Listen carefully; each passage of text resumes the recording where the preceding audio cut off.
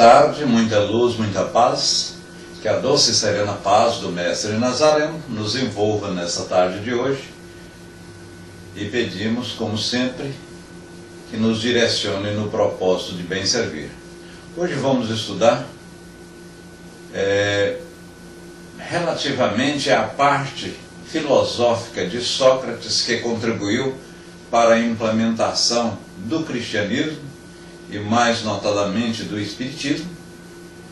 E em seguida vamos estudar o primeiro capítulo do livro Evangelho segundo o Espiritismo. Eu não vim derrogar a lei, eu não vim mudar, vim cumpri-la.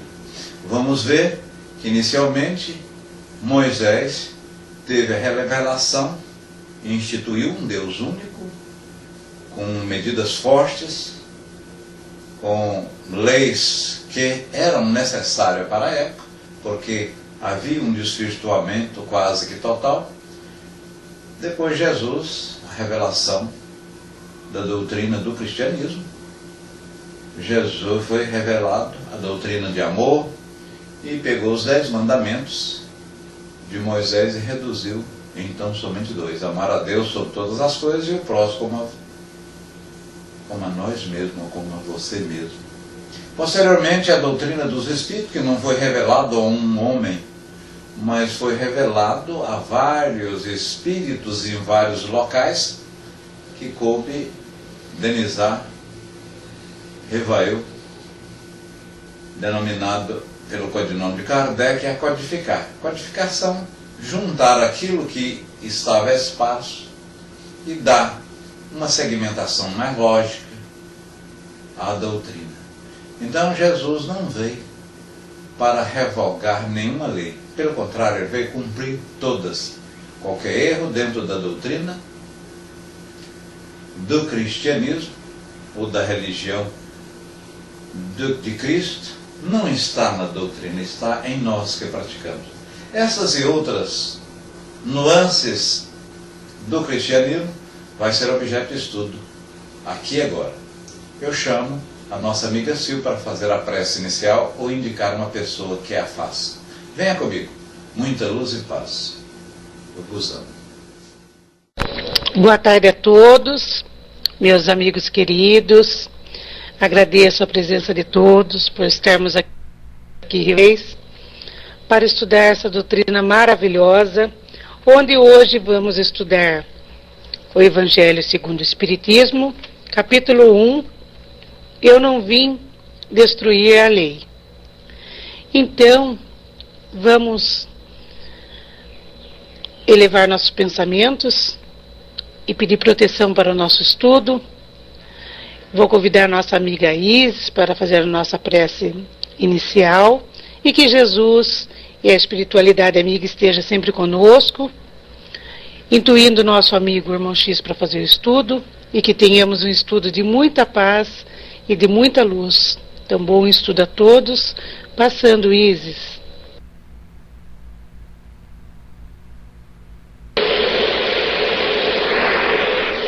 Som audível, boa tarde a todos. Boa tarde a todos os irmãos. Então vamos fazer a nossa prece inicial desta tarde. Tá saindo a musiquinha aí.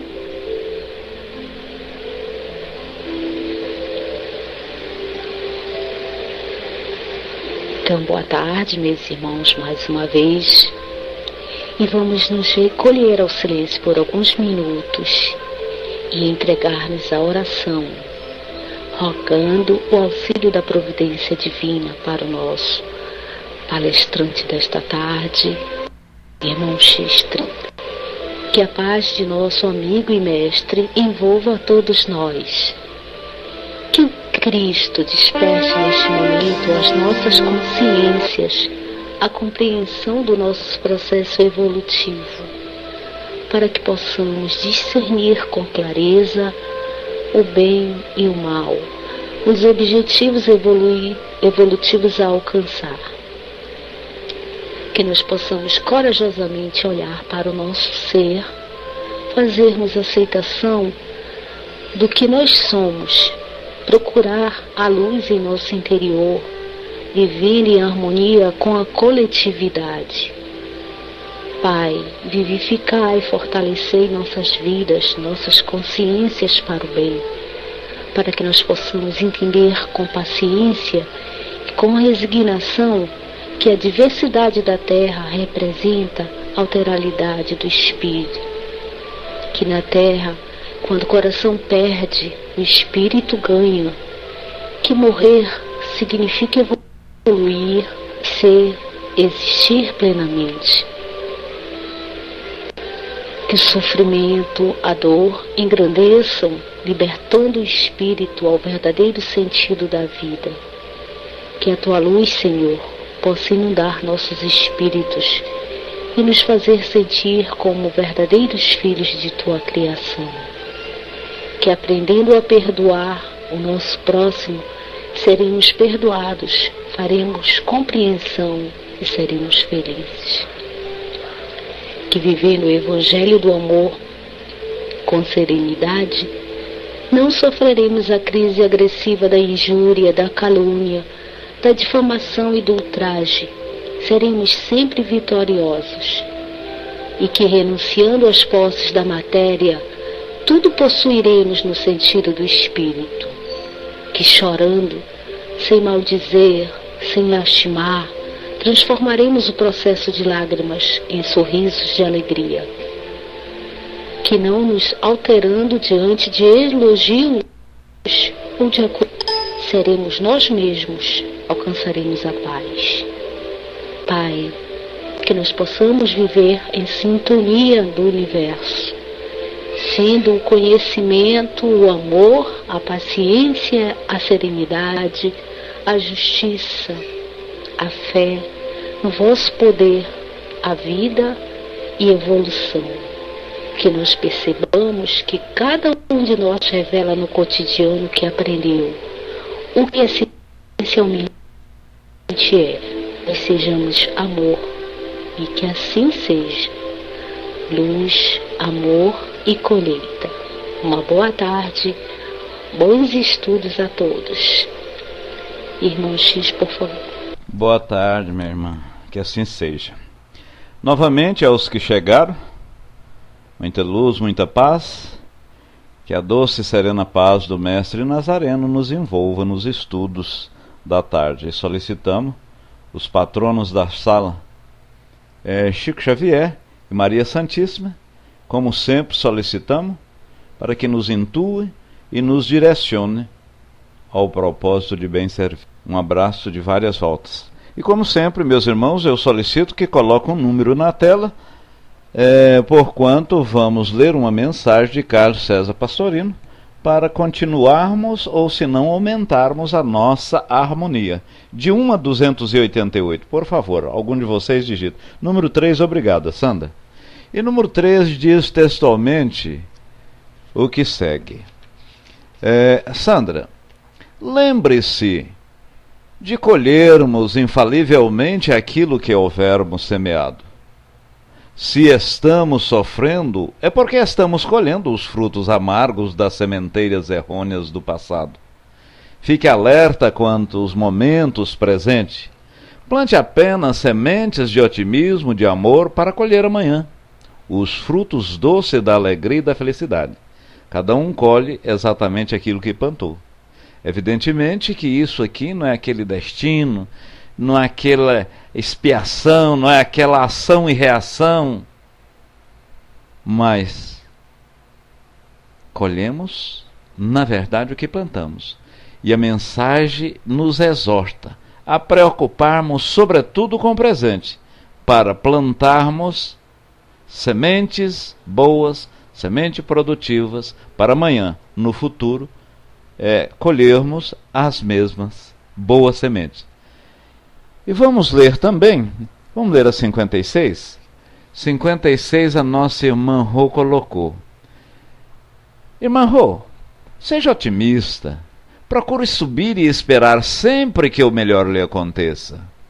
Embora as aparências sejam contrárias, confia em Deus, que está dentro de você, porque nele Existe a solução de todos os seus problemas. Olhe para o lado certo da vida, para a felicidade e o progresso, e não detenha jamais sua subida. Seja otimista e há de vencer. Lembrei-me, certa feita, e vocês hão de ter visto também essa mensagem correndo pela internet, dizem que à beira de um lago tinha um otimista, um pessimista e um realista. Chegou o pessimista e disse o seguinte: eu não vou colocar vela nesse barco, porquanto não vai ventar, não vai fazer vento, o que vai adiantar eu colocar a vela? Chegou o otimista e falou assim: vamos colocar, eu vou colocar a vela porque vai ventar e etc tal, não preciso nem de remo. Aí chegou o realista. O realista chegou calado, pôs a vela, pegou os remos e começou a remar. Se viesse vento, tudo bem, as velas já estavam, e se não tivesse vento. Então, na vida, o otimismo é extraordinário, mas muitas vezes devemos, né, Rô, ser otimista, ser realista. Otimismo em excesso não é bom. Pela mesma forma, o pessimismo, como um barco, devemos sempre navegar no centro, não pelas beiradas do rio, porquanto há pedras, há tocos e podemos só sobrar. Então, devemos ser, sobretudo, realistas. Mas pensamento positivo, pensamento altruísta, pensamentos virtuosos, altera o meio por onde o mesmo passa, né? E ele precisa do fluido, assim como o ar precisa do som para perpassar de um ponto A para um ponto B.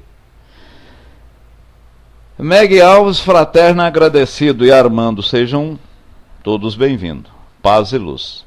Meus irmãos, então hoje, como está no banner aí, e nós reiniciamos novamente, dentro de 6 anos, agora nós reiniciamos novamente o Evangelho segundo o Espiritismo, e hoje é a segunda aula, quando reiniciamos. Estamos na parte final da introdução, e vai dar para a gente ver, não de forma corrida, mas vermos essa parte da filosofia socrática e adentrar ao primeiro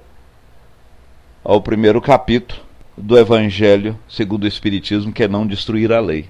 Jesus, Kardec e próprio Moisés, ao falar em religião, ao escrever religião, ao falar em filosofia ou doutrina religiosa, não inovou praticamente nada. Simplesmente plasmou o que, de fato, já existia, e de uma forma, vamos dizer assim, mais aperfeiçoada e melhor. Sócrates, há 450 anos antes de Cristo, já tinha delineado, de uma certa forma bastante virtuosa, a doutrina dos espíritos ou o cristianismo propriamente dito. Então, quando Jesus, em contato com os essênios, e os essênios, povos que tinham princípios filosóficos e religiosos iniciados junto aos egípcios, e esses junto aos povos indianos, então tudo há uma sequência. Tudo há uma sequência. Espiritismo, da forma que o conhecemos e que Kardec o codificou, foi a partir de 1857, através da publicação do Livro dos Espíritos.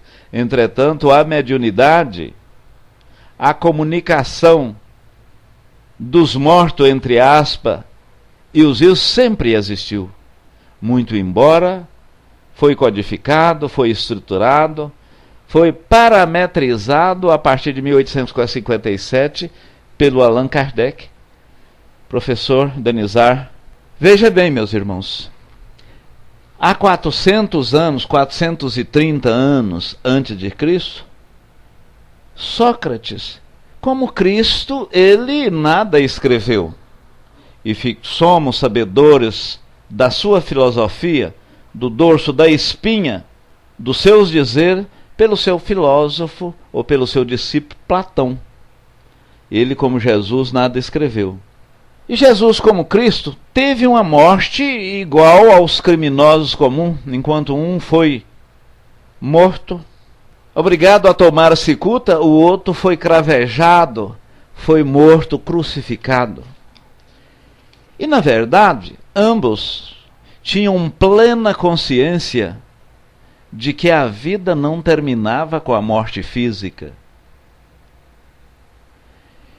Sócrates foi obrigado a tomar cicuta por proclamar o dogma da unidade de Deus. Então, ele disse que Deus era único e a alma não morria com a morte física. A alma sobrevivia à morte física. Então havia vida após essa vida. E ele foi dito por corromper a juventude, dado essas afirmações, foi obrigado a tomar cicuta. Então aqui vamos resumir a sua doutrina de uma forma geral.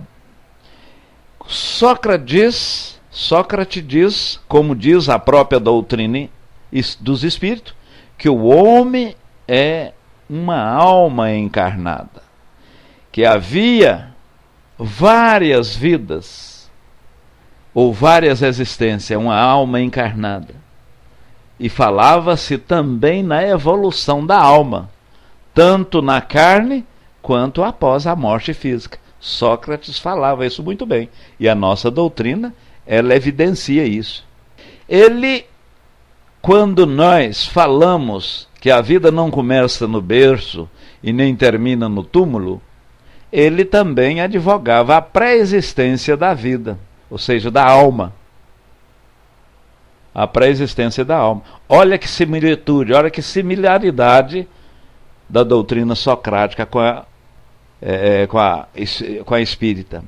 A alma se transvia, ela perturba, ela sai muitas vezes do trilho, ela tergiversa. Existe alma pior e alma melhor.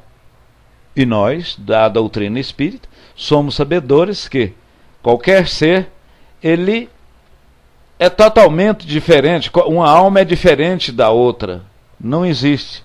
Kardec, uma das primeiras coisas, quando estava estudando a comunicação dos espíritos, ele percebeu que os espíritos eram diferentes no que refere ao conhecimento pedagógico, ao seu conhecimento em si, ao seu caráter. Kardec percebeu isso. Sócrates coloca que enquanto tivermos o nosso corpo e a alma se achar mergulhada nessa corrupção, ele chama o corpo como uma corrupção, um obstáculo, vamos dizer, à própria evolução, ela não tem a plena evolutividade. Então, você precisa morrer ou precisa sair desse claustro, sair, vamos dizer, dessa gaiola, para se processar a verdadeira evolução. E a nossa doutrina também diz alguma coisa semelhante. Libertos da loucura do corpo. Sócrates coloca isso, liberto da loucura do corpo, conservaremos então lícito esperá-lo, com homens igualmente libertos, e conhecermos por nós a essência das coisas. Vai conhecer a essência das coisas. Falou, Rubens, tudo de bom. A quinta filosofia, relacionada após a morte, o gênio daimon, porque o demônio e o daimon, que era de uma certa forma conceituada a alma ou espírito mais evoluído, ele fora designado fora da vida. Então leva-nos a um lugar que reúne os espíritos ou as almas que têm uma evolução maior. E o que a nossa doutrina diz? Que por similaridade, por sintonia, por padrão vibratório, nós unimos-nos, não em espaçamento físico, mas nós unimos-nos em algum local por essa sintonia, por esse diapasão. Os demônios ocupam espaço que separa o céu da terra, constitui o laço que une o grande ao todo em si mesmo. E a própria doutrina dos espíritos diz que não há mundo espiritual. Os espíritos nos influenciam, nos cotovelam, está aqui nos intuindo e nos inspirando constantemente. E o que Sócrates diz? Que o espaço ele é povoado por alma, por daimon. Veja que similaridade. Veja que similaridade. A preocupação constante do filósofo, tal como compreendia o Sócrates e Platão, é de tomar o maior cuidado com a alma. Por quê? Porque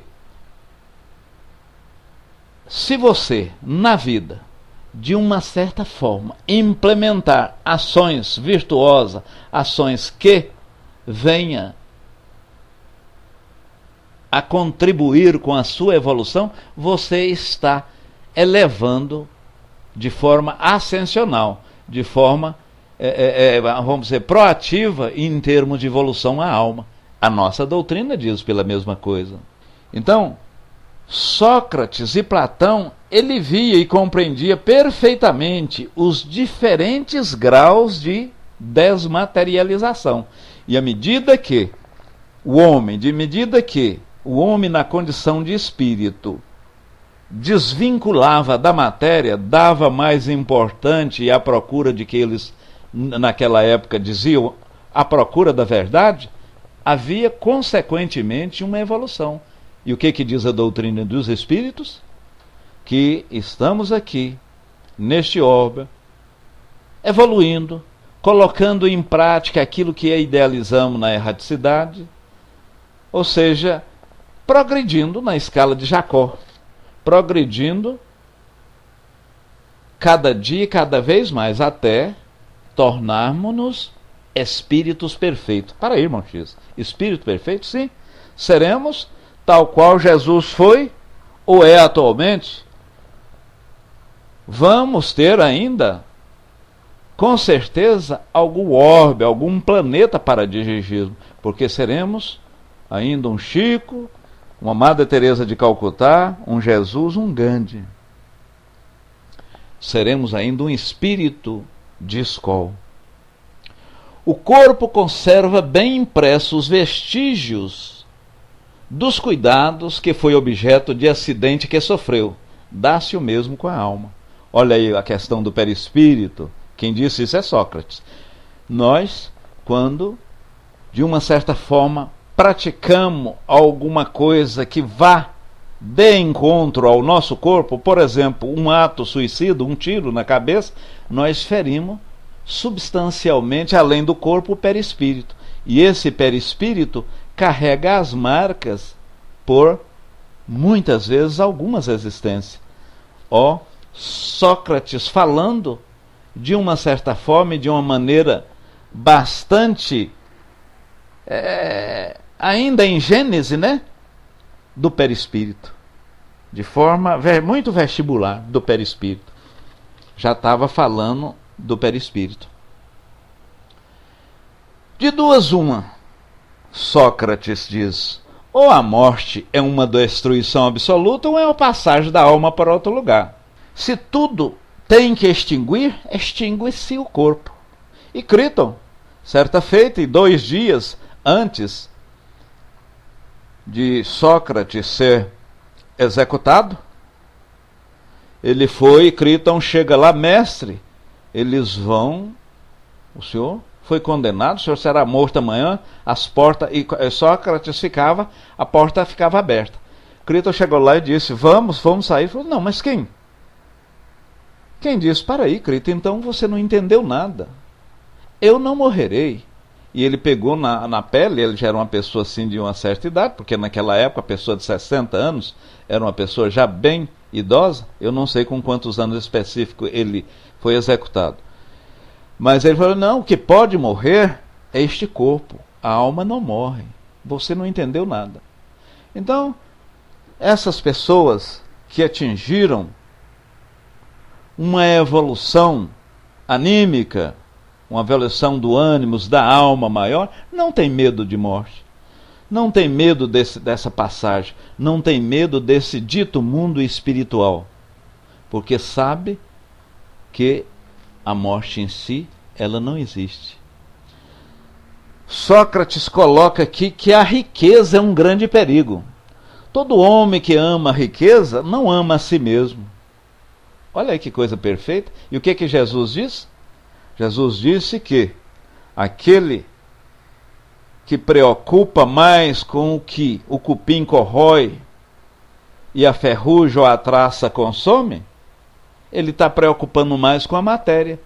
Então, a tendência é perecer. Ao passo que as pessoas desvinculadas da matéria propriamente dita e vinculada ao espírito, a alma, é o que tem vida eterna, efetivamente está construindo coisas enormes e fazendo extraordinária evolução dentro do plano terrestre. E Sócrates já falava isso, né?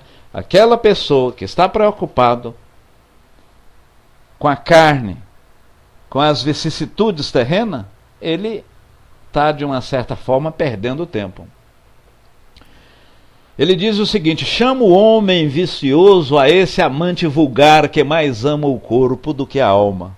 Então, quando você ama o corpo, ou como você ama as benesses da vida, você é um homem vicioso. Porque nós sabemos, acreditamos na reencarnação. Nós aqui, essas 22 pessoas que estão aqui, acreditam que, muitas vezes até na comunicabilidade do espírito, na reencarnação, mas nós não temos a ciência de. A gente acredita, mas não está devidamente internalizado. Ontem mesmo, eu estava numa mediúnica, houve a manifestação de 6 espíritos diferentes. Aí eu saí, um lá manifestou assim, de uma forma bastante contundente. O irmão chegou: ei, Décio, efetivamente a gente não pode ter dúvida, né? Como que a pessoa, e a voz, e uma jovem, né? E a pessoa falando grosso, tudo. Quer dizer, eu o conheço há mais de 3 anos. Ele falou isso para mim por quê?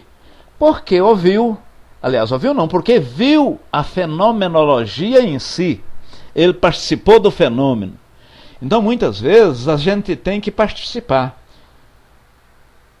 Tomé mesmo disse o seguinte: eu só acredito que Jesus esteve aqui se eu colocar os dedos em suas chagas. Mas Jesus disse o seguinte: feliz daquele que acredita, tem ciência, mesmo em não vendo, não precisa ver. Então, na verdade, você deve dar prevalência ao espírito. Deve esses conhecimentos. E o que estamos fazendo aqui agora? Nós estamos estudando a doutrina dos espíritos. E essa doutrina nós estamos fortificando, sobretudo, a nossa alma, o nosso ser, aquilo que nos anima. E isso é dar valor ao espírito. Essas são coisas perenes, são coisas que transcendem. São coisas que efetivamente vai com a gente após a morte, propriamente dito. Diz Sócrates ainda que os ajuizados serás, não supondo que sabe o que ignoras. Veja bem, ajuizado serás, não supondo que sabes o que ignoras. O que isso significa? O pseudo-sábio acha que sabe o que não sabe. E o verdadeiro sábio tem consciência que sabe o que não sabe. Em outras palavras, Eu compliquei? Não compliquei. Então, vou novamente. O pseudo-sábio acha que sabe aquilo que não sabe.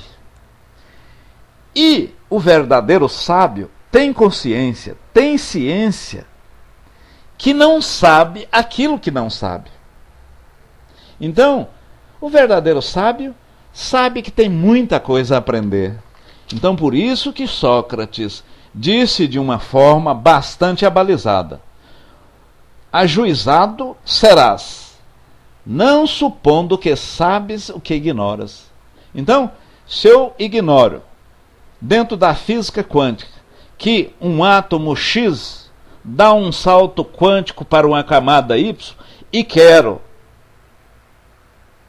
defender tese sobre isso, o que está acontecendo? Eu estou defendendo um saber de uma coisa que eu não tenho ciência. Isso é o pseudo-sábio. E finalizando a parte da filosofia de Sócrates, foi por haver professado esses princípios todos que Sócrates, naquela época, e veja bem que são os princípios do cristianismo e da doutrina dos espíritos, foi cogominado de corromper, sobretudo, a juventude. Dizem, meus irmãos, que Sócrates era uma pessoa muito feia, mas ao começar a falar, parece que rosas saíam de sua boca. Rosas saíam de sua boca, porque uma coerência, uma sequência no linguajar muito extraordinário. Não vim destruir a lei. Não penseis que eu tenha vindo destruir a lei ou os profetas. Eu não vim destruir a lei, mas cumpri-las. Porquanto em verdade vos digo que o céu e a terra não passarão, sem que tudo o que se acha na lei esteja perfeitamente cumprido, enquanto reste um único iota e um único ponto. Veja bem, está aí Jesus falando, e ele não veio realmente descumprir lei. Ele não veio trazer uma coisa nova. Qualquer erro, qualquer coisa que não estiver retilineamente dentro da doutrina ou dentro do cristianismo, são erros nossos. Aí estão todas as leis e todos os profetas. Aí estão todas as leis e todos os profetas. Moisés, que foi a pessoa que de uma certa forma preparou a vinda de Cristo, ele, através do decálogo, que são leis divinas e imutáveis, são 10 leis, ele também codificou leis outras, leis humanas, passíveis de mudanças, e para ajustar situações de um povo exacerbadamente descontrolado, errados, pessoas que queriam locupletar, levar vantagem em tudo. Precisava de leis férreas.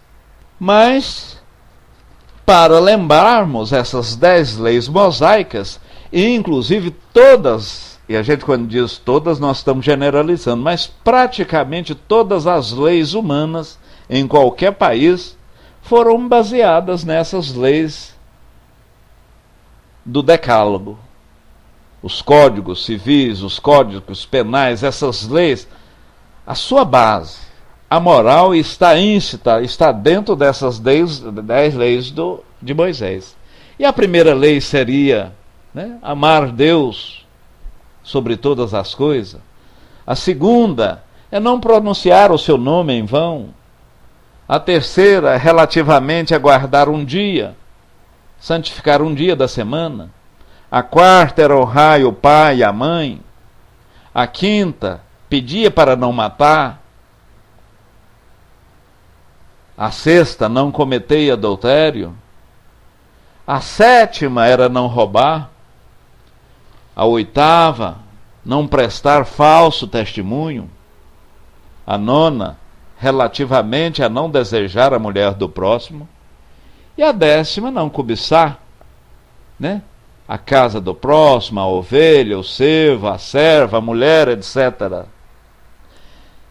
E aí Jesus na sinagoga, e ele foi inquirido, foi perquirido por um dos sacerdotes, onde lhe disse: mestre Nazareno, vós que sois, ou dizes, profeta, vós que sois mestre, vós que sois reis, muito embora vosso reinado não é deste mundo, dizes-nos, qual a principal das leis? Jesus diz: a primeira, amar a Deus sobre todas as coisas. E em sequência, e não menos importante, que decorrente da primeira, amai o próximo como a vós mesmo. E vocês observam, meus irmãos, que em amando a Deus, eu não pratico mal, eu não roubo, eu não estupro, eu não degolo, eu não faço maldade com outrem. Eu amando a Deus, eu necessariamente, eu não adultério, eu não tenho egoísmo, eu não pratico nenhum vício. E Jesus foi mais longe. Amai o próximo como a vós mesmo. E isso, Santo Agostinho, no Livro dos Espíritos, explicando-nos como efetivamente poderíamos ser um homem de bem, disse-nos que deveríamos sim amar a Deus, amar a nós mesmos, mas ele, sobre a prática, e ele foi arguído por Kardec de forma objetiva e direta, não, mas como efetivamente você faz para ser um homem de bem? Aí ele disse o seguinte: quando encarnado estive, no final de cada dia, eu passava em revista o que eu tinha feito. Se aquilo que eu tinha feito era bom, se alguém não ia reclamar, se eu tinha alguma coisa a esconder, e por falar esconder, se você faz ou fará alguma coisa que tem vergonha de mostrar a alguém este algo feito, não faça. Então isso tudo está em... Jesus não veio destruir a lei. Ele veio dar cumprimento. Ele veio dar cumprimento, desenvolvê-la. Porque na época, e Jesus falava-se muito em parábola, muito em metáfora, associando em história, em primeiro lugar, dado à cultura. Porque, meus irmãos, era muito difícil. Se hoje, depois de Gutenberg, que inventou escrito, livro, papel, nós temos preguiça de ler, naquela época que não tinha livro, era tudo pergaminho, praticamente um percentual muito grande não tinha cultura, não, era analfabeto, não sabiam ler, até pelas circunstâncias. Então essas histórias tinham que ser contadas, essas histórias tinham de ser associadas. E o que nós fazemos com as crianças, o que nós fazemos com os nossos filhos. A gente, quando associa, quando faz ou conta uma história, eles aprimoram, eles percebem, eles não esquecem. E as pessoas que trabalham no campo mental, no campo, sobretudo de memorização, se você memoriza, se você faz uma associação memorizando, pode ser número, pode ser uma situação, pode ser uma frase, você associa. Certa feita, e para justificar isso, o que é a associação é muito importante.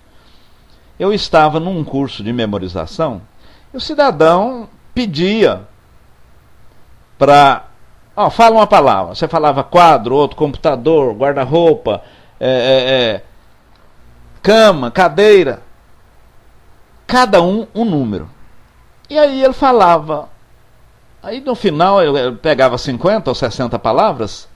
Aí falava o número 14. O número 14 é quadro que está ao lado de guarda-roupa e você fica perplexo com essa demonstração.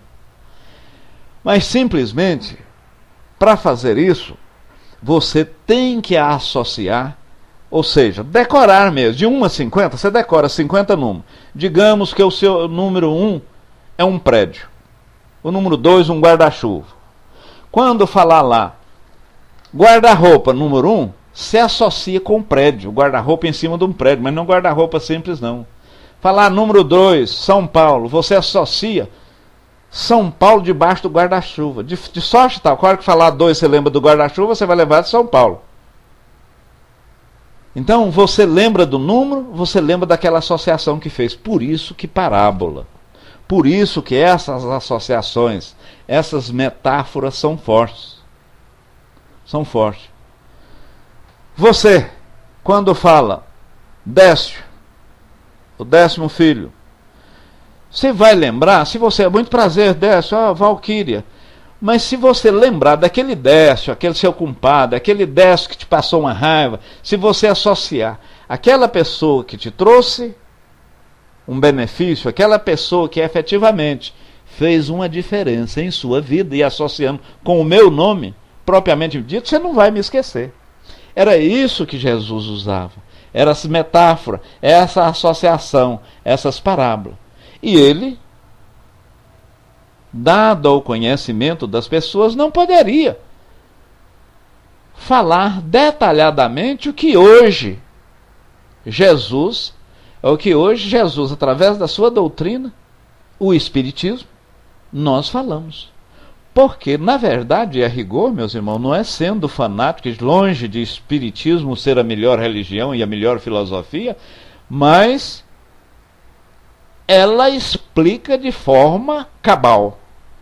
Na condição de ciência e de filosofia, de forma cabal. O que aqui estamos fazendo? Para onde vamos? Esse descompasso todinho,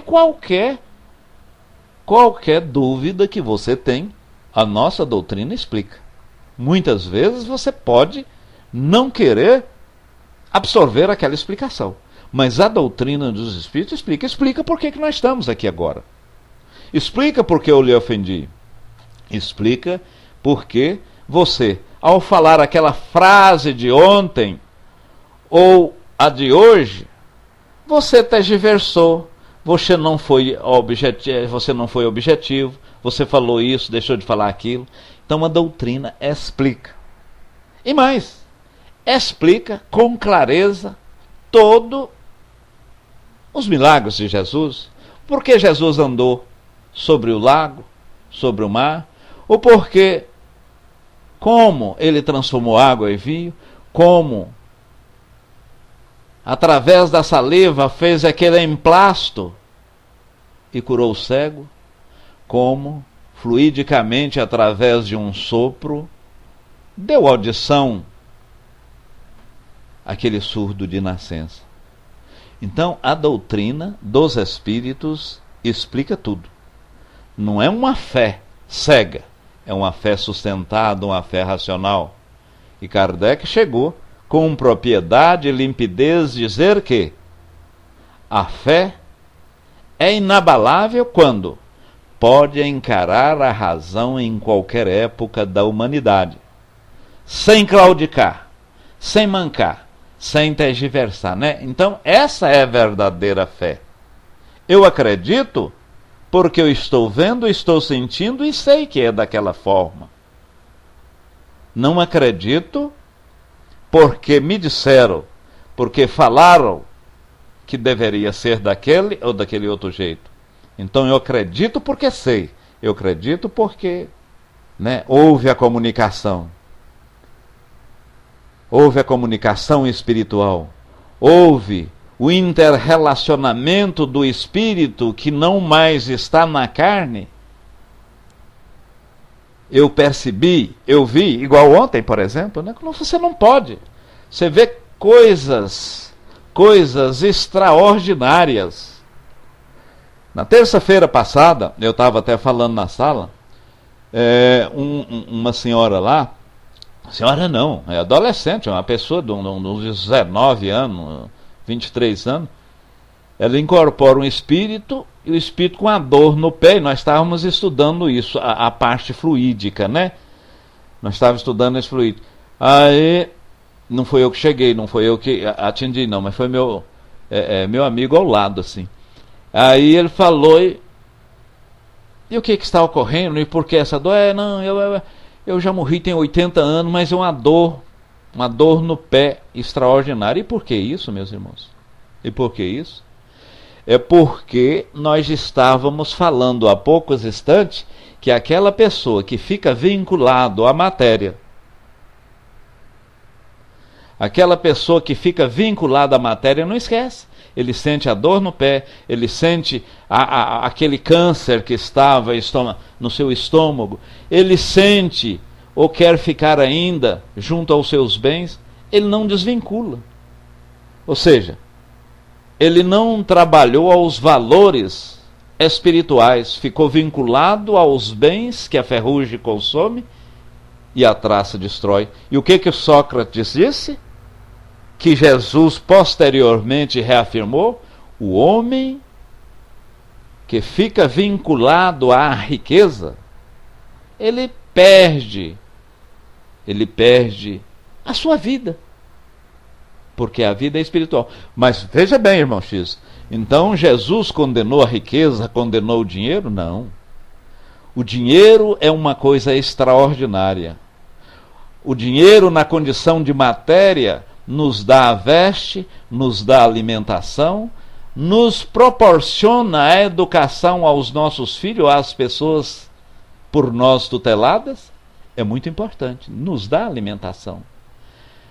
Mas Jesus condenou, e não é o adjetivo correto, o condenar não é esse verbo que deve aplicar, mas ele disse, é a aplicação má do dinheiro. E não se iluda, meus irmãos, não se iluda. A prova da riqueza é muito mais difícil do que a da pobreza, como da beleza. Como da beleza. Uma pessoa muito bonita, uma pessoa muito bela, é uma pessoa que sofre e tem uma vicissitude muito grande, porque ela é muito tentada. Ela é muito tentada. Assim como uma pessoa rica. Uma pessoa rica, ele tem muita tentação para a utilização de forma vaidosa, orgulhosa dos seus bens, dos seus talentos. Que fizestes dos talentos que eu designei?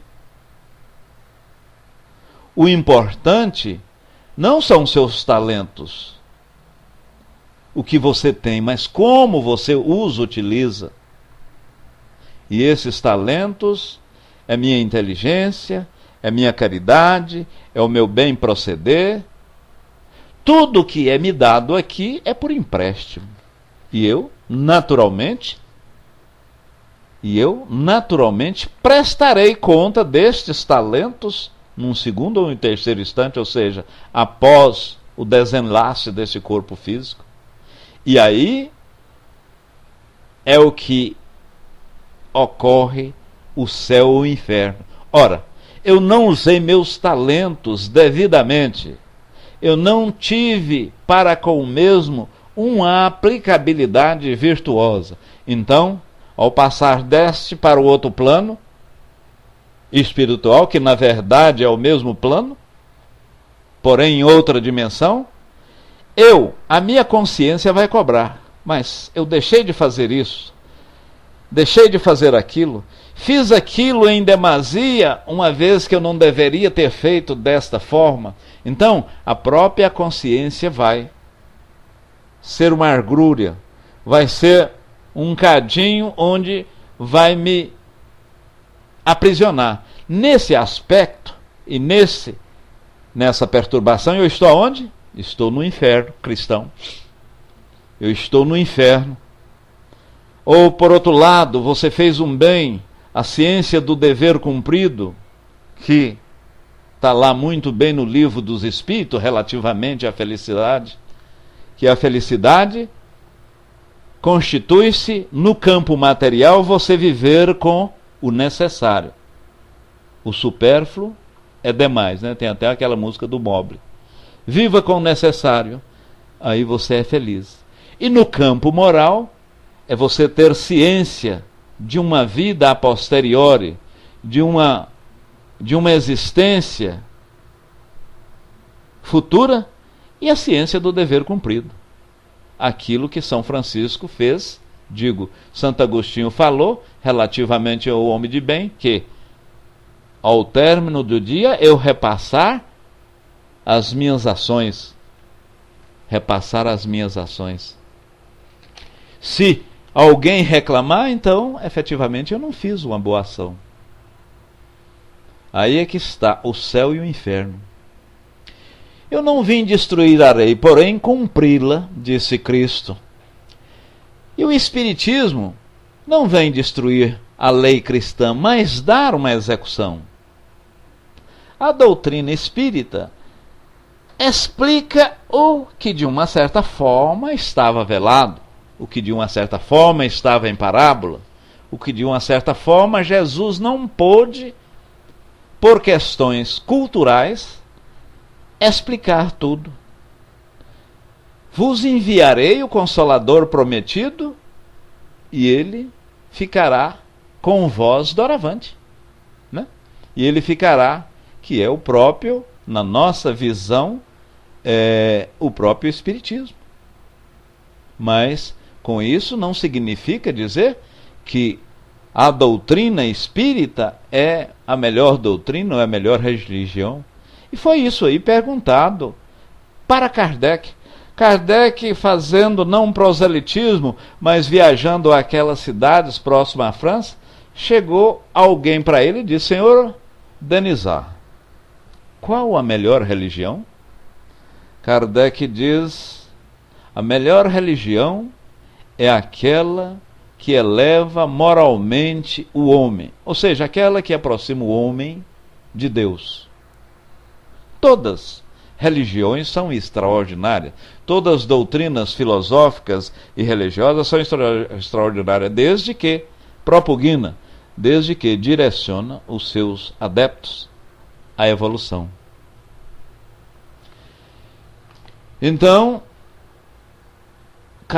Moisés iniciou, vamos dizer, deu o pontapé inicial. Jesus Cristo deu uma dimensão geral na doutrina, deu uma dimensão geral, e os espíritos, porque não é o espiritismo, é a doutrina dos espíritos, os espíritos, através dessa doutrina múltipla, que não houve a revelação para uma só pessoa, explicou detalhadamente, explica detalhadamente. E qual, meus irmãos, um dos grandes espíritas que não foi médium? Um dos grandes espíritos que não foi médium?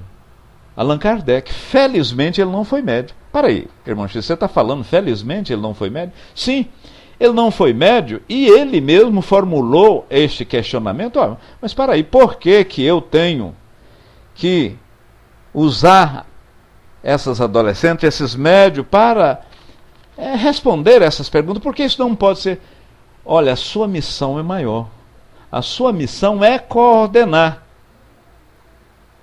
É coordenar a comunicação desses outros espíritos que manifestam através dessas adolescentes, desses médios todos. Então, e até porque nós éramos tido à época, hoje também não com tanta contundência, mas a época era dita que médium era pessoas mentecaptas, aceleradas, pessoas com distúrbios mentais, pessoas que estavam mais naquelas festas, salões franceses,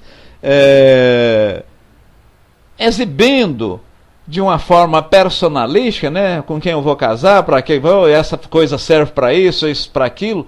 Ou seja, médium era tido não como uma pessoa centrada, não como uma pessoa sensata, não como uma pessoa de pensamentos equânimes, né? De pensamentos justos. Então, felizmente, Kardec não era médium. E, finalizando, Santo Agostinho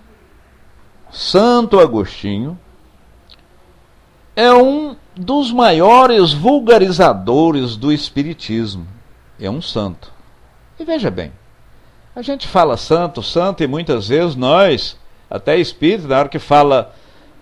Hoje um dos grandes médios do país incorpora uma freira, né, que tem como sua mentora uma freira, que é Edivaldo. Chico Xavier, um dos mentores dele era o padre. Quer dizer, a religião católica, a protestante, a umbandista, o candomblé, todos são extraordinários, né, gente? Todos são extraordinários.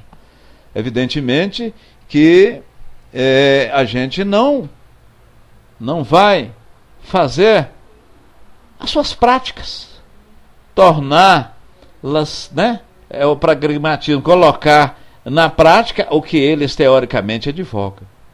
Mas devemos respeitá-los, São entidades, eu estava conversando recentemente com uma pessoa aqui na sala, são doutrinas religiosas cujas entidades são assim materializadas, estão mais próximo da matéria. Tem mediunidade, fazem e obram alguma coisa, sim, é mais no sentido de troca. Olha, você faz isso para mim, que eu faço isto para você. Então, através de algum despacho, através de alguma oferenda, pode a entidade... Para aí, irmão X, mas você está falando que pode-se uma entidade fazer mal a outrem? Pode, desde que este outrem, desde que essa pessoa que posteriormente passa a ser obsediada, esteja no padrão vibratório, esteja na mesma sintonia, esteja com a janela aberta. Por quê? No momento que ela não querer, não tem como eu fazer qualquer coisa na condição de espírito maledicente ou espírito subjugador, eu jamais faço alguma coisa. Santo Agostinho, e quando fala vulgarizador, vulgar, na época, hoje, quando a gente fala vulgar, esse adjetivo é uma coisa ruim, é uma coisa... mas o vulgar, na época, era uma coisa normal, uma coisa normal, uma coisa que ocorre assim, com facilidade. Então, Santo Agostinho foi um dos vulgarizadores. E a razão disso encontramos na vida desse grande filósofo. Ele já converteu a mãe dele, torceu muito para que ele convertesse, ele batia fortemente como um filósofo. Quem tiver a oportunidade de ler aquele auto de fé dele, é extraordinário. Então, Santo Agostinho, e ele naquela questão 919, eu acho que ali é uma das questões clássicas da nossa doutrina, né? Quando ele pede para fazer o bem, repassar no final do dia aquilo que você fez, se efetivamente você fez algum mal à pessoa, ou se aquilo que você fez, se a outra pessoa tivesse feito para você e você ficasse satisfeito, se tudo corresse de forma bondosa e benévola, então você praticou uma coisa de boa. Mas o que é que nós fazemos? Chegamos no dia 31 de dezembro, 15 minutos antes das 12 horas, vou fazer uma reflexão, o que aconteceu comigo durante o ano. Dia 12 de setembro, você não lembra nem da semana passada, aí você quer parar, quer colocar aquele regime, quer fazer isso, quer fazer aquilo. Então tem que ser todos os dias, não é anualmente não. Se nós fizermos todos os dias, a gente coloca de uma certa forma e imprime racionalidade em nossas ações. E não vou aqui agora, uma vez que nosso tempo exauriu, senão passar também naquelas 3 peneiras socráticas, né? A peneira, é verdade isso que você está dizendo? Era necessário você dizer isso para mim? Se fosse com você, você gostaria que as pessoas dissessem? Se passar nas 3 peneiras ditas socráticas, então você pode dizer, pode propagar. Meus irmãos, muita luz, muita paz. Eu lhes pergunto, há alguma... meus colaboradores aí, Sil, Eugênia e Isis, há algum questionamento, Juarez, há algum questionamento que vocês anotaram, ou que eu passei despercebido, ou que... Peneira socrática, quais são? Muito bem. Então, veja bem, é mais ou menos assim, e eu vou falar sobre a minha emoção, viu, Wagner? Porque, efetivamente, se você for e ler, não vai ser da forma. Mas o que importa, e Kardec sempre diz, assim até em termos espirituais, o que não importa muito a forma, o que importa é o fundo. Então, certa pessoa foi falar para o chefe, olha, fulano de tal... Para aí. Vamos primeiro passar nas 3 peneiras socráticas. Isso que você está falando é verdade? Aí a pessoa não sei. Bom, primeira peneira, é verdade. Isso que você está falando, necessário seria você falar isso? A terceira peneira seria essa do Santo Agostinho, né? Se fosse você que tivesse cometido essa situação, ou feito esta ocorrência, se alguém fosse falar de você, você gostaria?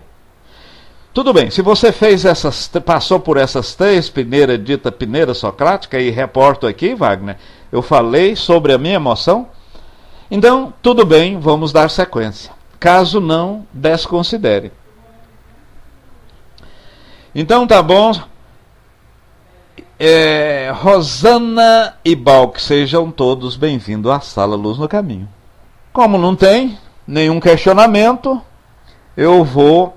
Verdade, utilidade e necessidade. Aí, ó, você tirou Camões do ostracismo, né, meu...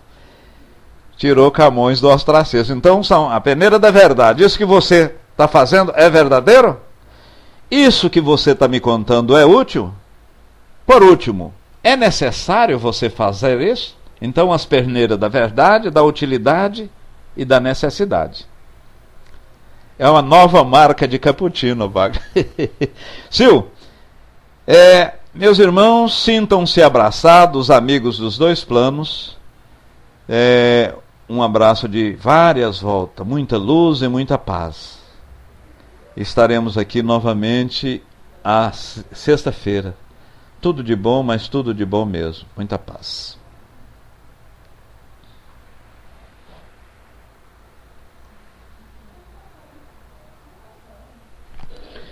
Boa tarde a todos novamente. Boa tarde aos que chegaram agora também. Então, quero agradecer ao amigo Décio pelo ótimo estudo, agradecer a todos vocês pela presença, por estarmos aqui estudando juntos nessa tarde maravilhosa, sempre acompanhados de amigos queridos, os amigos desencarnados, os amigos desencarnados também, que vieram para estudar conosco. E, sendo assim, eu convido o nosso amigo Juarez Saide para fazer a nossa prece de encerramento. Saide, levante a mão, por favor.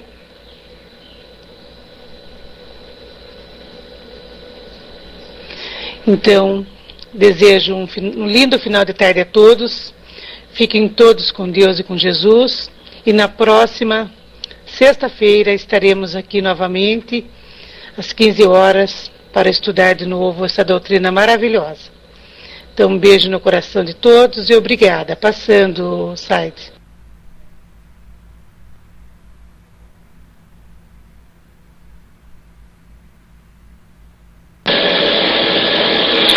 Boa tarde, irmãos em Cristo. Obrigado, Décio, pelo belo trabalho feito na tarde de hoje. Obrigado a Sil pelo convite. E neste momento, antes até eu peço licença ao senhor Décio para avisar que logo mais à noite nós teremos, aliás, amanhã, né? Hoje eu não sei, amanhã à tarde nós teremos a sala da Rua Estrela falando sobre obsessão. e à noite a Sara falando em Espiritismo, dando continuidade aos estudos do Livro dos Espíritos, o início ao estudo do Espiritismo. Vamos elevar agora o nosso pensamento ao Ser Superior. Ô Wagner, depois tu me passa esse estudo para eu poder falar. Doutor, eu nada sei. Então vamos elevar o nosso pensamento buscando o Cristo que dormita em cada um de nós, esse ser que haveremos de transpor os limiares e vivenciarmos o ser crístico. Como Décio falou muito nos santos, enalteceu muito os trabalhos dos pais da igreja, ou das igrejas, das religiões, como assim fizera antes o codificador, eu quero nesse instante tentar fazer uma das mais bonitas orações já vista nos meios religiosos. E dizer: Senhor, fazei-nos instrumento de vossa paz. Onde houver ódio, que nós possamos levar o amor. Onde houver ofensas, que levemos o sentimento de perdão.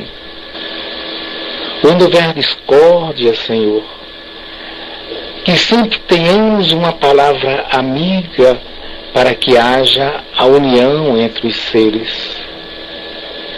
Onde houver dúvidas, que levemos a fé, essa palavra que estendida significa força de vontade para superar os momentos difíceis e a esperança.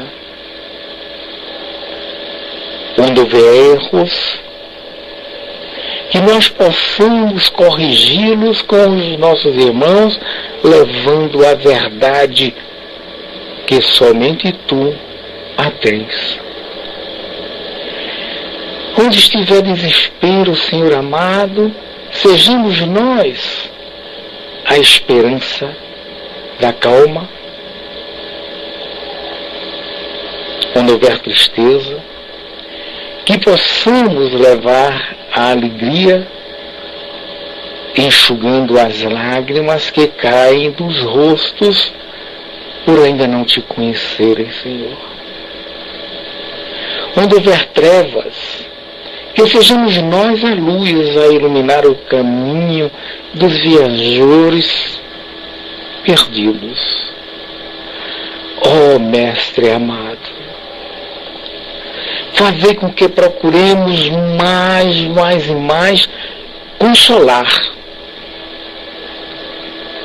sem exigir de sermos consolados. Compreender o nosso próximo, ao invés de sermos compreendidos por eles. Amar. A palavra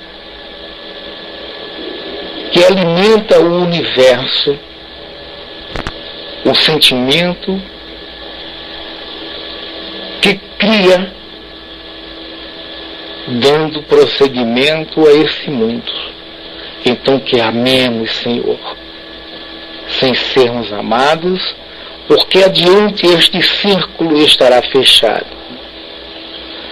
E sabemos, Senhor, que é dando que vamos receber, é perdoando que vamos ser perdoados. E dentro do conceito de vida, é morrendo que renascemos em todos os sentidos para vivermos a vida eterna prometida por Ti. Senhor, que cada uma dessas palavras caiam profundamente na terra preparada dos nossos corações cresça, dê sombras, frutos que alimente, que caia na terra, morrendo para viver de novo. Que Deus nos abençoe, nos ilumine e que tenhamos nós uma tarde maravilhosa. Muita paz, muita luz. Muito obrigado, meu irmão. Muita paz, muita luz. Eu vou colocar essa música aqui e vamos fechar. Leopoldina Machado, minha conterrânea. Alma Gêmea, eu confesso que perdi aqui, mas eu vou colocar essa. Também é uma música linda. Muita luz e muita paz a todos. Deixa eu colocar aqui.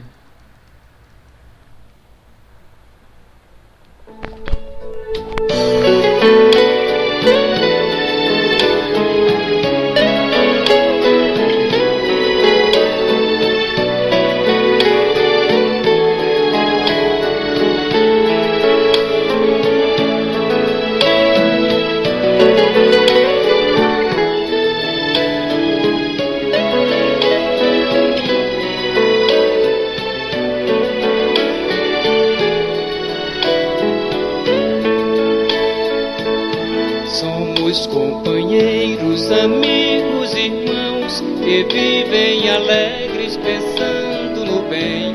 A nossa alegria é de bons cristãos, não ofende a Jesus, não fere a ninguém. A nossa alegria é bem do Evangelho, vibra e contagia,